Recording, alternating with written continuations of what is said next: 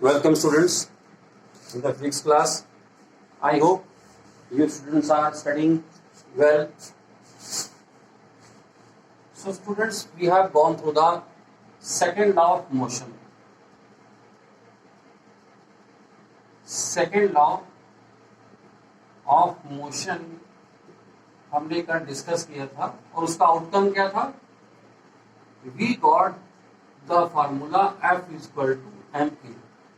ये हमारे पास में फॉर्मूला था और इसको और कैसे लिख सकते हैं? F equal to v minus u upon T.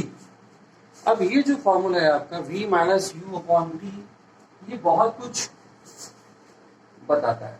यहाँ आइए इस फॉर्मूले को और स्टडी करते हैं. यहां से हम क्या क्या बोल सकते हैं? This F can be taken as, या तो ये फोर्स हमारा बैलेंस फोर्स होगा.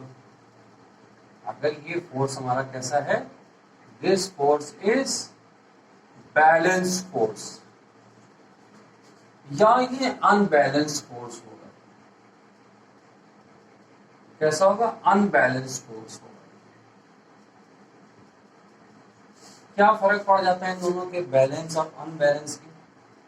Because you know the force of the two types, balanced और unbalanced. When force is unbalanced, आपको याद होगा मैंने आपको बताया था, इस कंडीशन में जो नेट फोर्स होता है दैट इज जीरो. यहां नेट फोर्स जीरो होता है कि suppose two forces acting on A object, then you have the net force zero. Okay, so when force is zero, then what happen in this? अगर इस equation में मैं force को zero कर देता हूं तो क्या हो जाएगा?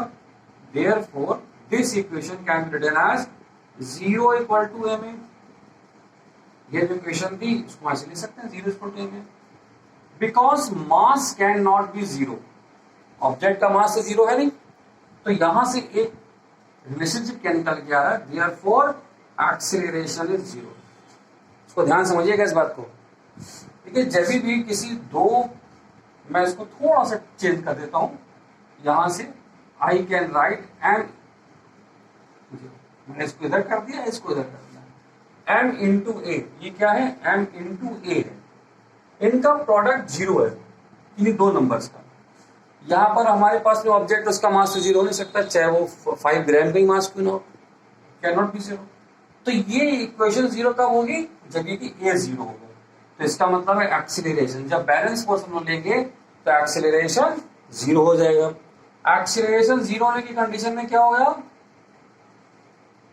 Object will remain in rest. अगर वो ऑलरेडी रेस्ट में था, तो वो रेस्ट में ही बना रहेगा, कोई चेंजेस नहीं आएंगे इसके अंदर. बट अगर वो ऑब्जेक्ट हमारा मोशन में था, अगर ये मोशन में था, then it will move with constant velocity. ये कांस्टेंट वेलोसिटी से मूव कर. यहां देखिए मैंने कांस्टेंट वेलोसिटी लिखा है. It means speed is constant and direction will not change. ध्यान रखिएगा, वेलोसिटी कांस्टेंट होने का मतलब होता है speed constant and there is no change in the direction. Okay, यहां मैं लिख दे रहा हूं शॉर्ट में, speed and direction no change. ना तो स्पीड में चेंज हो गए, ना डायरेक्शन में. अब अनबैलेंस फोर्स का मतलब है you have some net force. हमारे पास में कोई नेट फोर्स है यहां पर. अनबैलेंस का मतलब होता है आउटकम यहां पर तो जीरो है, दो फोर्स है, तीन फोर्स अलग अलग है. इफ नेट फोर्स यहां पर हमको मिल रहा है, तो इसी इक्वेशन से मैं कह सकता हूं हेंस एक्सीलरेशन is देयर। यहां पर एक्सीलरेशन, अब इस इक्वेशन में इसकी कोई वैल्यू है तो इसका मतलब एक्सीलरेशन हमको यहां पर मिलने वाला है। You have the equation F is equal to ma. This equation can be written as, अब यहां देखिए, अगर इस इक्वेशन को हम गौर करें, एक्सीलरेशन क्या है यहां से, a equal to F by M, a equal to F by M. इस a equal to F by M से हमें क्या कंक्लूजन कर सकते हैं, acceleration is directly proportional to the force applied. Suppose mass में तो मैंने कांस्टेंट कर दिया, तो जितना ज्यादा फोर्स लगाऊंगा उतना ज्यादा एक्सीलरेशन इंक्रीज होगा। तो मैं कह सकता हूं एक्सीलरेशन, शॉर्ट में लिख रहे हैं, इज डायरेक्टली, आई थिंक उधर आपको दिखाई नहीं देगा, सो आई विल, इसको मैं साफ कर दे रहा हूं।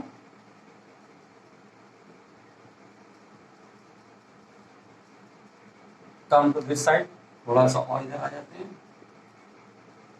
Acceleration is directly proportional, directly, अब मैं यहां डिपेंड लिख दे रहा हूं प्रोपोर्शन की बजाय, directly depend on force applied. जितना हम फोर्स लगाएंगे उतना ज्यादा एक्सीलरेशन हमारे को ज्यादा मिलने वाला है। तब हम एन बैलेंस फोर्स की बात कर रहे हैं।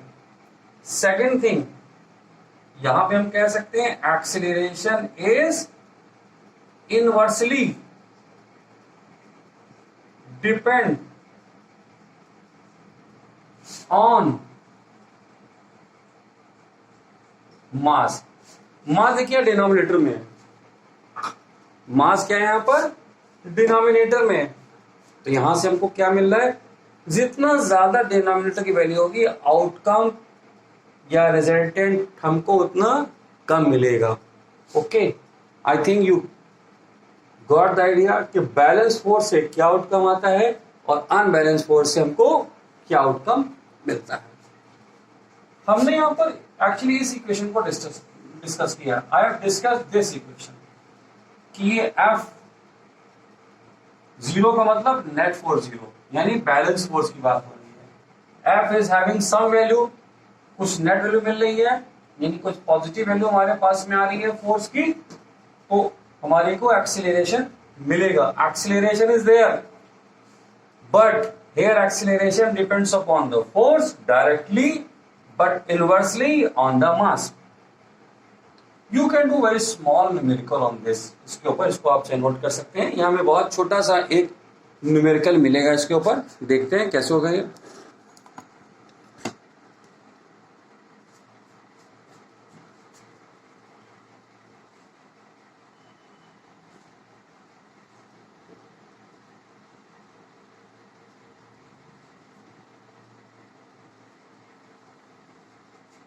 देखिए क्वेश्चन, सीधा क्वेश्चन ये है,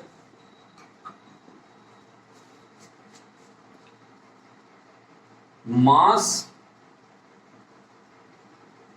of object A is 50 kg and mass of object B is 100 kg. We apply same force 1000 Newton on both. Find the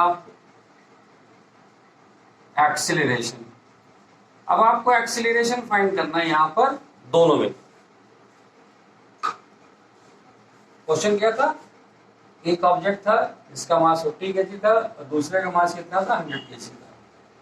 I am applying 100,000 newton on both the objects. I have to calculate the acceleration for object A. हम लिखने जा रहे हैं A equal to F by M. इसको मैंने कर दिया A1, मास कर दिया M1। यहां पर F इज सेम, F की वैल्यू कितनी हमारे पास में 1000 न्यूटन और मास कितना है 50 kg। A1 कितना हो जाएगा 1000 upon 50 20 metre per second square for object B. अब दूसरे ऑब्जेक्ट में देखिए क्या हो रहा है। In the second object what we have acceleration, इसको कह दिया a2, इसको कर दिया f अपॉन m2। यहां पे m2 की वैल्यू कितनी है 100 kg। a2 becomes 10 metre per second square. तो यहां आपने देखा कि जो इसकी वैल्यू थी एक्सीलरेशन की, इट हैज बीन डिक्रीज्ड, ये डिक्रीज कर गई यहां पर वैल्यू। चेक इट, ये देखिए 10 आ रही है, यहां कितना आ रहा था 20। तो वैल्यू किसकी ज्यादा है A1 की कि A2 की। तो you see A1 is greater than A2। यहां पर A1 जो है हमारा A2 से ज्यादा हो गया, लेकिन मास किसका ज्यादा था M2 का, but M2 is greater then M1। तो यहां से हमने ये देख लिया जो मैंने आपको बताया था कि acceleration is inversely proportional to the mass. Mass increase किया और एक्सेलरेशन डिक्रीज कर गया। आई थिंक आपको आइडिया हो गया होगा। अभी जो मैंने आपको कॉन्सेप्ट दिया था कि एक्सेलरेशन मास के इनवर्सली प्रोपोर्शनल हमको मिलता है, यहाँ इस न्यूमेरिकल्स अभी हमने देख लिया कि जब मास इसका ज्यादा था उसका एक्सेलरेशन मुझे कम मिला। इसका रिवर्स भी आप देख सकते हो। मास आप सेम कर दीजिए, फोर्स चेंज कर दीजिए। मास हम दोनों का अगर सेम ले लें यहां पर, या ऑब्जेक्ट एक ही बात करें कि एक बार 1000 लगाएं, दूसरी बार आप 500 न्यूटन लगाएं, तो आपको ये अगर इसी ऑब्जेक्ट को मास हमको ये मिल रहा है 500। केस 1 अप्लाई फोर्स F1 कितना 100 Newton, then what will the acceleration E1 is equal to F1 upon n। F1 कितना है 100, m कितना मेरे पास में यहां पर 50 kg, कितना आ गया 2 मीटर पर सेकेंड स्क्वायर यहां पर हमारे पास में। अब फोर्स मैंने कितने लगाए पर 100। Case 2 on the same object I am applying force F2 equal to 50 Newton. अब 50 न्यूटन का फोर्स लगा रहे हैं तो एक्सीलरेशन कितना हो गया F2 upon m, this is 50 you get 1, यानी 1 क्या हो गया metre per second square. You see here A1 is greater than A2 and also F1 is greater than F2। तो जैसे जैसे मैंने फोर्स को इंक्रीज किया है यहां पर तो हम देख रहे हैं कि इसका एक्सीलरेशन भी यहां पर इंक्रीज कर गया। तो आपको मैं समझ में आ गया होगा इस फॉर्मूले का सिग्निफिकेंस क्या है। ओके, इसको आप नोट कर सकते हैं, इसका स्क्रीनशॉट ले सकते हैं। चलते हैं नेक्स्ट टॉपिक पे।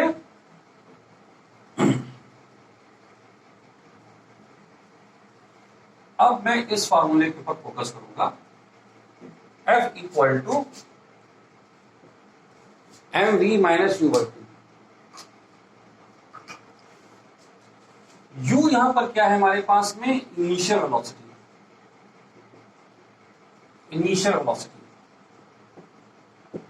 ठीक है। अब सपोज करिए इनिशियल वेलोसिटी आपके पास में है 10 मीटर पर सेकेंड। v क्या है हमारी फाइनल वेलोसिटी,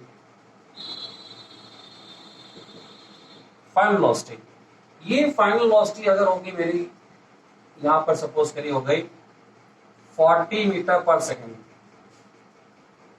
कितनी देर में? अगर हमने ये वेलोसिटी 10 से 40 होने में आई एम टेकिंग से 3 सेकेंड, अगर मैं 3 सेकेंड यहाँ पे लगा रहा हूं, देन 3 सेकेंड लगा रहे हैं अगर हम यहाँ पर, तो what is the amount of force we are applying here? हमने कितना फोर्स लगाया? You can put directly here, यहां पर हम डायरेक्टली पुट कर सकते हैं, और यहां पर जो ऑब्जेक्ट था मेरा, यहां पर इसका मास हम यहां पे कंसीडर कर लेते हैं। मास ऑफ जिस ऑब्जेक्ट पे मैंने फोर्स लगाया है, मास इसका है 20 kg। ये हो गया मास,